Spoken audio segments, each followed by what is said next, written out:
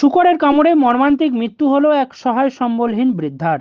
মৃতার নাম করুণা কর্মকার, বয়স ৮৪।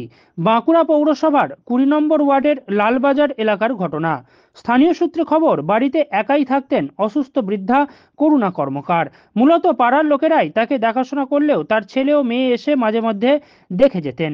কিন্তু অসুস্থ ওই বৃদ্ধার শুকরের কামড়ে মৃত্যু হয়েছে বলে স্থানীয়দের তরফে দাবি করা হয়েছে। স্থানীয় কাউন্সিলর অভিজিৎ দত্ত বিষয়টি স্বীকার করে নিয়েছেন। তিনি বলেন, এই এলাকা শুকরের আখড়ায় পরিণত হয়েছে। লালবাজারের প্রতিটি গলিতেই শুকরের অবাধ বিচরণ। যে ঘটনা আগে কখনো হয়নি সেটাই হলো। শুকরের কামড়ে এক বৃদ্ধার মৃত্যু হলো। অবৈধভাবে শুকর চাষের জন্যই সমস্যা বাড়ছে। পৌরসভার তরফে একাধিকবার এ বিষয়ে মাইকিং করা হয়েছে। পরিকাঠামোর অভাবে ব্যবস্থা নেওয়া যায়নি। এবার বোর্ড মিটিং এ এই বিষয়ে আলোচনা হবে। এছাড়াও এক্ষেত্রে পৌরসভার যথেষ্ট দায়িত্ব রয়েছে বলেও তিনি জানান। আরামবাগ টাইমসের রিপোর্ট।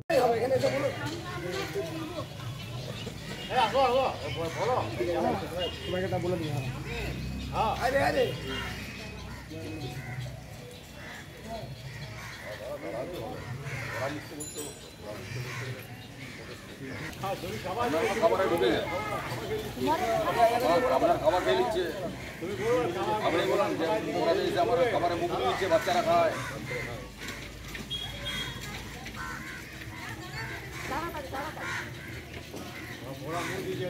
আমরা সারাক্ষণই আতঙ্কিত, কারণ আমাদের একটা এখানে আমাদের বাচ্চাগুলো দিয়ে যেতে হয়, আমাদের যেটা আমাদের প্রাপ্ত খাবার, আমরা খাবারটা নিতেও আসছি, কিন্তু আমরা যে বাচ্চাগুলো দিয়ে যাব সেখানে তো আমার সারাক্ষণই ভয়। কেন? কারণ বোরাগুলোর জন্য, শুকরগুলোর জন্য আমাদের ভয় সারাক্ষণই বাচ্চাগুলো দিকে। বাড়িতেও কি ঢুকে যায়? হ্যাঁ, আমাদের বাড়ির সামনে সারাক্ষণই থাকে। কারা চাষ করছে কি দেখছেন? তারা চাষ করছে কিসের জন্য কি জানি, বাউরি পাড়া এখানে সামনে। হ্যাঁ, ছেড়ে দেয় তাদের বাউরি। আমরা শুনেছি বাউরি পাড়াতেই বড়া থাকেনি, শুকরগুলো থাকেনি, কিন্তু এখানে আমাদের এখানে বাগদি পাড়া, কামার পাড়া এখানেই থাকে সারাক্ষণ। আমরা যে সামনে বাড়ির সামনে বাচ্চাগুলো ঘুরে খেলা করে সেখানেও আমাদের ভয়। হ্যাঁ, সারাক্ষণই আমাদের ভয়, আতঙ্কিত থাকি আমরা।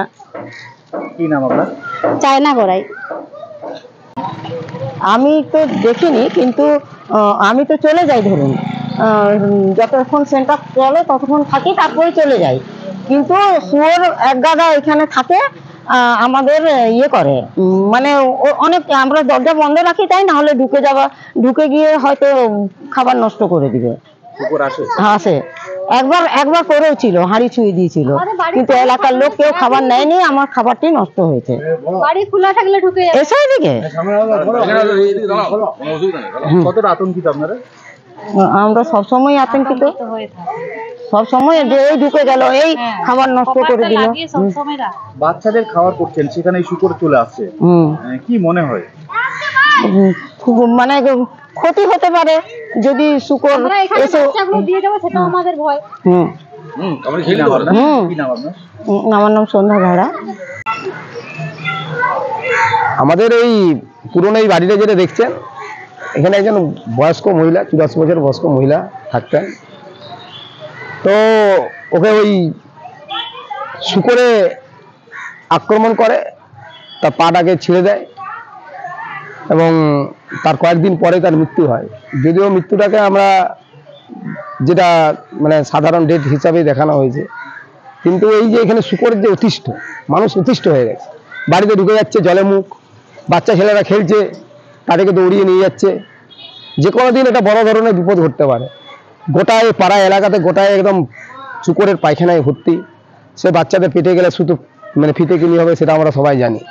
প্রত্যেকটা মানুষ, প্রত্যেকটা কামারপাড়া থেকে শুরু করে এই এলাকায় যারা খেলে তারা অতিষ্ঠ। প্রত্যেকটা বাড়িতে খাবার খেয়ে নিচ্ছে, বাড়িতে ঢুকে জলের মুখ দিয়ে দিচ্ছে। মানে একেবারে একটা অস্বাস্থ্যকর পরিবেশে আমরা বাস করছি, যেখানে আমাদের সঙ্গে এখানে কেউ শুকর পুষেও না, এখানে কেউ শুকরের সঙ্গে সম্পর্ক নেই। কোথা থেকে আসছে? এরা মূলত এই পাশে একটা বস্তি আছে, মাউরি বস্তি, ওই জায়গা থেকে আসছে। সেখানে কি মনে হয় পৌর প্রশাসনের দেখা? পৌর প্রশাসন দেখা উচিত তো, কিন্তু আমরা পৌর প্রশাসনকে মাস পিটিশন দিয়েছিলাম আজ থেকে 2 বছর আগে, কোনো কাজ হয়নি। এটা কি বেআইনি ভাবে কি চাষ করছে এরা? বোধহয় বেআইনি হয়ে চাষ করছে, বাইরে তো ছাড়া উচিত নয়। চাষ করতেই পারে, কিন্তু এগুলো নিজের ফার্ম করে করা উচিত। কিন্তু এখানে দেখা যাচ্ছে যে মানুষের ঘরে ঘরে ঢুকে যাচ্ছে, এলাকায় ঢুকে যাচ্ছে। মারা গেছেন বৃদ্ধা, কি নাম? ওনার নাম হচ্ছে কি নামটা বেশ ইয়ার নামটা কি গো? করুণা কর্মকার, করুণাময় কর্মকার। আপনার নাম? আমার নাম হচ্ছে আলোক দাস মতো। আমাদের এই লালবাজার বেলটাকে যে সোয়ারের একটা আগ্রাজ হয়ে গেছে। প্রতিটা এমন কোনো গলি আমি পাবেন নাই যেখানে সোয়ারের অবাধ বিচরণ। দুর্ঘটনাক্রমে যেটা এর আগে কোনোদিনও ঘটেনি, সেটা ঘটে গেল কালকে। এক বয়স্ক ভদ্রমহিলা, সে একজন সোয়ারের দ্বারা আক্রান্ত হয় এবং তার পায়ের কামড় দেয় সোয়ার, এবং ভদ্রমহিলা মারা গেছেন। জানি না তিনি সোয়ারের কামড়ে মারা গেছেন না অন্য কোনো কারণে মারা গেছেন। ঘটনাটা হচ্ছে কিন্তু ভদ্রমহিলাকে সোয়ারে কামড়িচ্ছে, এটা বাস্তব ঘটনা। এইভাবে যদি চলতে থাকে তাহলে কিন্তু মুশকিল আছে। এর আগেও আমরা পৌরসভার থেকে দুবার আমরা মাইকিং করেছিলাম, মানুষকে সচেতন করেছি যে কোনো উপায়ে এইভাবে অবৈধভাবে সোয়ারের চাষটা বন্ধ করা হোক। যারা সোয়ারের চাষ করছে তারা নির্দিষ্ট জায়গায় নির্দিষ্ট পরিকাঠামোর মধ্যে রেখে চাষ করুক, কিন্তু তা হচ্ছে না। তারা প্রত্যেকে বাড়িতে বেশ কিছু পরিবার আছে আমাদের এই এলাকায়, বিশেষ করে কামারপাড়া নিম্ন অংশের কিছু পরিবার আছে যারা এইভাবে অন্যায়ভাবে বেআইনিভাবে সোয়ারগুলো চাষ করছে। সারাদিন সোয়ারগুলোকে ছেড়ে দিচ্ছে, তারা সারাদিন গোটা এলাকায় ঘুরে বেড়াচ্ছে এবং পুরো রাস্তাঘাট গলি সব পায়খানা করে নষ্ট করছে, এবং তার সঙ্গে সঙ্গে বিভিন্ন বাড়ির মধ্যে ঢুকে গিয়ে খাবার খেয়ে নিচ্ছে। এসব ঘটনা ঘটছে এবং বিভিন্ন এলাকার মানুষের কাছ থেকে কমপ্লেনও আমাদের কাছে আসছে, এবং সেটা আমরা পৌরসভাতে অনেকবার জানিয়েছি। ইতিমধ্যে পৌরসভা থেকে দুবার মাইকিংও করা হয়েছে, কিন্তু পৌরসভা সেরকম পরিকাঠামো নেই যে এই শুয়োরগুলোকে কি তুলে নিয়ে যাওয়া বা সেগুলোকে বাজেয়াপ্ত করে সেগুলোকে মালিক দিকে ডেকে নিয়ে এসে তাদের বিরুদ্ধে ফাইন করা, এরকম কোনো ব্যবস্থা কিন্তু পৌরসভা নিতে পারেনি। এটা আমরা ব্যর্থ হয়েছি, এগুলো করা দরকার আছে। এই ঘটনার পর আপনারা কি আর পদক্ষেপ নেবেন? অবশ্যই আমরা নেক্সট সিআইসি মিটিংয়ে আমরা ব্যাপারটা তুলব, যাতে এই ব্যাপারগুলো ইমিডিয়েট অ্যাকশন নেওয়া হয়, পৌরসভা থেকে যাতে ব্যবস্থা নেওয়া হয়। এতে পৌরসভারই দায়িত্বের মধ্যে পড়ে। এটা সরকারি অন্যান্য ডিপার্টমেন্টের পশুপালন দপ্তরকেও আমরা ব্যাপারটা জানাবো। তার সঙ্গে সঙ্গে পৌরসভার একটা বড় ভূমিকা আছে, সেই ভূমিকা পৌরসভাকে অবশ্যই পালন করতে হবে। পশ্চিমবঙ্গের অন্যতম নির্ভরযোগ্য engineering college Mallabhum institute of টেকনোলজিতে স্বাগতম। প্রতিষ্ঠিত 2002 সালে, যেখানে উদ্ভাবন মিলিত হয় উৎকর্ষের সাথে। আমাদের আধুনিক শ্রেণীকক্ষ এবং ল্যাব শিক্ষার সেরা পরিবেশ দিই। আমরা 5টি কোর্স অফার করি: computer science, mechanical, civil, electrical এবং electronics and communication engineering.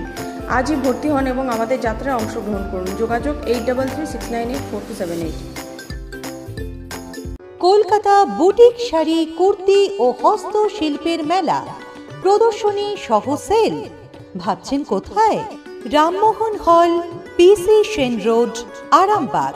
1 July থেকে 4 জুলাই, সোমবার থেকে বৃহস্পতিবার, সকাল 11টা থেকে রাত্রি 9টা পর্যন্ত।